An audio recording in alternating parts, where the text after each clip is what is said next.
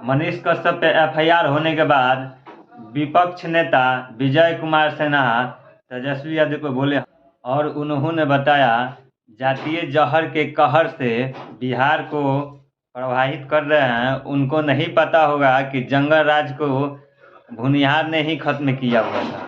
कमजोर होता है वो चौथा स्तंभ को सबसे पहले डराता है कि बिहार के उप मुख्यमंत्री जो चोर दरवाजे से सत्ता में आए हैं और बिहार के मुख्यमंत्री की लाचारी है सत्ता पर कुर्सी पर बने रहने के लिए उनकी बात को स्वीकारना। वो व्यक्ति बिहार की अस्मिता को, बिहार के श्रमिकों का, बिहार के युवाओं का अपमान को झुठलाने के लिए एक से एक तरकीब निकाल रहे हैं। तमिलनाडु की सरकार तो अपनी छवि बचाने के लिए इस घटना को असत्य करार देगा, इसलिए कि भ्रष्टाचार और अपराध के कोख से जो पैदा हुए हैं वो व्यक्ति सच को झुठला रहे हैं। अगर जो झूठ है तो उस पर बहस होनी चाहिए, उसकी तथ्यात्मक जांच होनी चाहिए।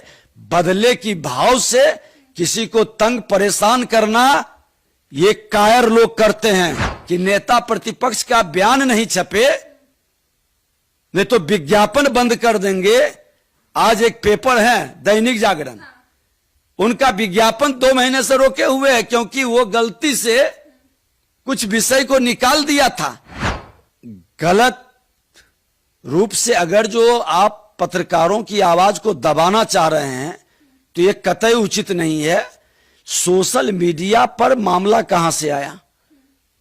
आज ये सारे के सारे पत्रकार गलत अफवाह चलाए तो तमिलनाडु में 4 लोगों की अरेस्टिंग क्यों हुई? जातीय जहर के लहर के कहर से बिहार को प्रभावित कर रहे हैं। मनीष कश्यप भी भूमिहार है, इसलिए उसको सताने का ये खेल खेल रहे हैं। लेकिन इनको याद रखना चाहिए कि आपके जंगल राज का नाश भी यही समाज किया था। अपने बिहार के श्रमिकों का अपमान, दोहन और शोषण के विषय पर सरकार में रहते हुए कहा था कि इस पर गहन समीक्षा हो, क्योंकि बिहार का हमारा ये पूंजी है, हमारे श्रमिक। बिहार के श्रमिकों के हुनर पूरा देश स्वीकार करता है, लेकिन बिहारियों का अपमान, दोहन और शोषण का कई मामला हर स्टेट से आता है। इस बार तमिलनाडु का भी कई मामला प्रेस मीडिया में आया, सोशल मीडिया में चला और वहां के मजदूर के द्वारा भी बयान दिया गया। हम लोगों से भी बात किया, इस मामला को लेकर सदन में हमने उठाया और बिहार के माननीय मुख्यमंत्री नीतीश कुमार जी से हमने आग्रह किया कि विधानसभा की सर्वदलीय कमेटी और पदाधिकारियों की कमेटी भेजें। हमारे बिहार के मजदूरों का, बिहार के श्रमिकों का, बिहार के युवाओं का अपमान न हो और इस अपमान का सच को जानना चाहिए और इस पर लगाम लगानी चाहिए। बिहार के मुख्यमंत्री ने इसे स्वीकार भी किया, उन्होंने कमेटी भी भेजी। लेकिन दुर्भाग्यपूर्ण स्थिति है कि बिहार के उप मुख्यमंत्री जो चोर दरवाजे से सत्ता में आए हैं और बिहार के मुख्यमंत्री की लाचारी है सत्ता पर कुर्सी पर बने रहने के लिए उनकी बात को स्वीकारना। वो व्यक्ति बिहार की अस्मिता को, बिहार के श्रमिकों का, बिहार के युवाओं का अपमान को झुठलाने के लिए एक से एक तरकीब निकाल रहे हैं। देखिए, जो भी सोशल मीडिया पर चला है, माननीय मुख्यमंत्री जी ने भी इसे स्वीकार किए हैं। उन्होंने कहा है कि हम अखबार के बयानों को आधार पर टीम भेज रहे हैं और जितनी घटनाएं घटित हुआ हमको बता दें कि हिंदुस्तान पेपर में जो निकला कि बिहार के मजदूर का रेलवे ट्रैक पर लाश मिला, क्या बिहार की सरकार इसकी जांच कराई? सिकंदरा में वार्ड नंबर 12 में रविदास, मोनू रविदास की हत्या हुई तमिलनाडु में, क्या सरकार ने इसकी जांच कराई? इसी तरह के एक यादव जी का, सिकंदरे का ही, पंकज यादव का, तो कह दिया बिहार का जो चरित्र रहा है, अपराधियों को पकड़ने की बजाय यहाँ के पुलिस प्रशासन जो खेल खेलते हैं, कह देगा अवैध संबंध है, जमीन का मामला है, आपसी विवाद है। उस दोनों हत्या पर स्पेशल कमेटी बिहार की बननी चाहिए थी, जांच करानी चाहिए थी। रेलवे ट्रैक पर लाश कैसे पहुंचा? तमिलनाडु की सरकार तो अपनी छवि बचाने के लिए इस घटना को असत्य करार देगा। तो फिर सर बिहार सरकार भी असत्य क्यों करार दे रहा है? इसलिए कि भ्रष्टाचार और अपराध के कोख से जो पैदा हुए हैं वो व्यक्ति सच को झुठला रहे हैं। क्या ये सच नहीं? एक स्पेशल कमेटी बननी चाहिए थी। जो बिहार के मजदूर बोल रहे हैं कि मैं 6 महीना काम करता हूं, 3 महीने 4 महीने का मजदूरी मिलता है, 2 महीने 3 महीने का रोक के रखता है ताकि दोबारा आकर के हमको काम करे। ये बंधुआ मजदूरी है क्या? देश से बंधुआ मजदूरी समाप्त हो गया और बिहार के श्रमिकों के साथ, बिहार के युवाओं के साथ इस तरह के व्यवहार तमिलनाडु ही नहीं किसी स्टेट में होता है, वह गलत है। मैं तो एक राष्ट्र श्रेष्ठ राष्ट्र की बात में विश्वास करता हूं। कन्याकुमारी से कश्मीर तक हमारा मां भारती के सभी संतानों का समान अधिकार है।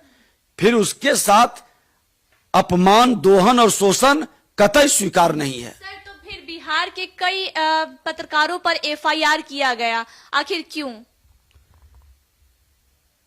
देखिए, गलत रूप से अगर जो आप पत्रकारों की आवाज को दबाना चाह रहे हैं तो यह कतई उचित नहीं है। सोशल मीडिया पर मामला कहां से आया? आज ये सारे के सारे पत्रकार गलत अफवाह चलाए तो तमिलनाडु में 4 लोगों की अरेस्टिंग क्यों हुई? क्यों उस पर कार्रवाई सरकार कर रही है? और बिहार सरकार ने जो टीम भेजी, हमने मांग किया था कि अपुष्ट सूत्रों से ये सारे खबर आ रहे हैं। मैंने तो प्रेस मीडिया में खुल के बोला था कि अपुष्ट सूत्रों से ये जानकारी मिल रही है, सरकार इसकी जांच कराए। सरकार ने जांच कराई तो सदन में ये पूरे विषय को क्यों ने तथ्यात्मक रखे? जवाब देनी चाहिए।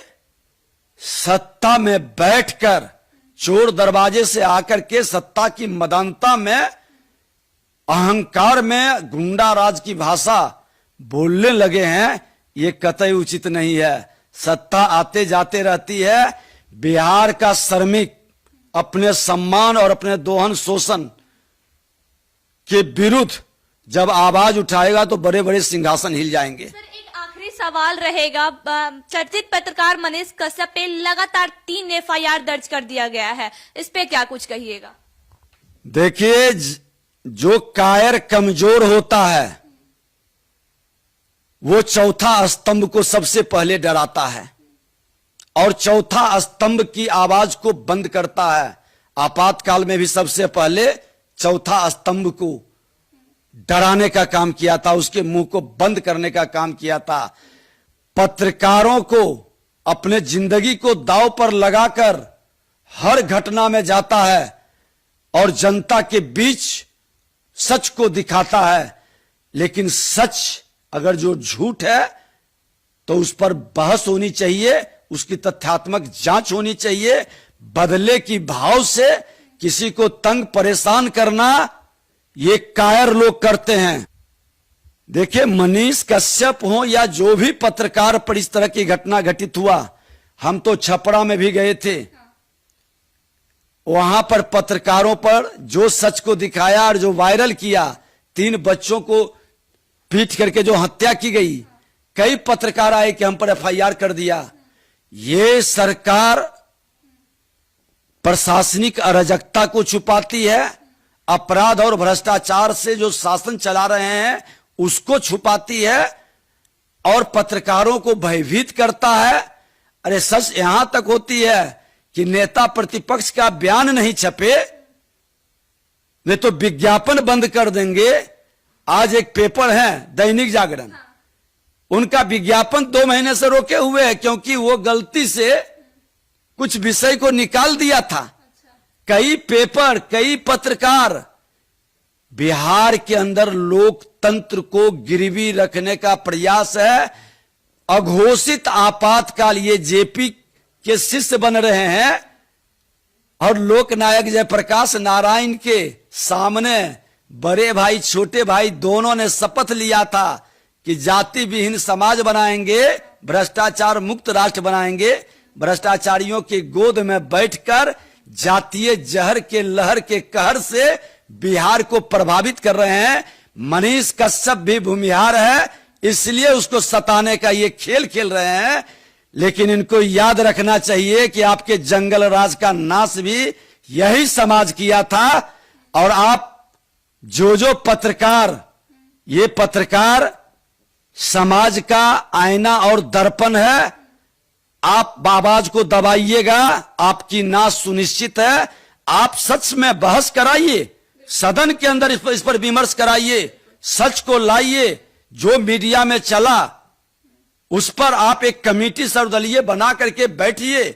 ठीक है, किसी स्टेट के बारे में गलतफहमी नहीं फैलनी चाहिए, अफवाह नहीं फैलना चाहिए, लेकिन क्या हमारे स्टेट के श्रमिकों का और युवाओं का अपमान हो और उस पर हम दाबने की प्रयास करें?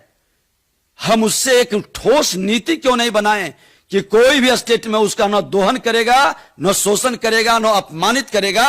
सम्मान के साथ हमारा श्रमिक और युवा वहां पर अपना प्रतिभा का उत्थान करेगा।